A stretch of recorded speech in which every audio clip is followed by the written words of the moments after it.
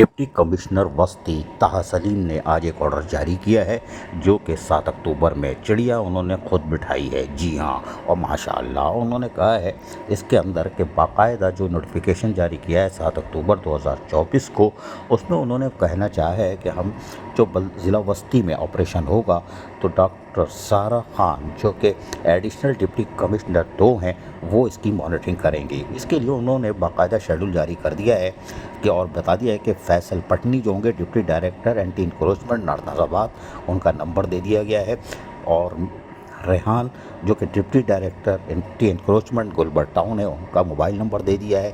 Ubaid deputy director anti encroachment New Karachi, ان کا number دے دیا ہے نیو کراچی ٹاؤن کا، اور کامران نہال ڈپٹی ڈائریکٹر لیاقت آباد، ان کا نمبر دے دیا ہے. جبکہ خالد کمال ڈائریکٹر اینٹی انکروچمنٹ نازو آباد، ان کا موبائل نمبر دے دیا ہے. اس طرح پانچوں کو دے دیا ہے، اس لیے شاید وہ چیف سیکرٹری سندھ نے جس طرح تجاوزات کا نوٹس لیا تھا اور صفائی ستھرائی کا اور صدر ٹاؤن کے میونسپل کمشنر کو سسپینڈ کیا تھا جو تاحال سسپینڈ ہے، تو شاید طه سلیم ضلع وسطی کے 5 ٹاؤن کے میونسپل کمشنر کو بچانے کی کوشش کر رہے ہیں. کوئی بات نہیں. عزیز عارف، KBS بلدیاتی نیوز کراچی.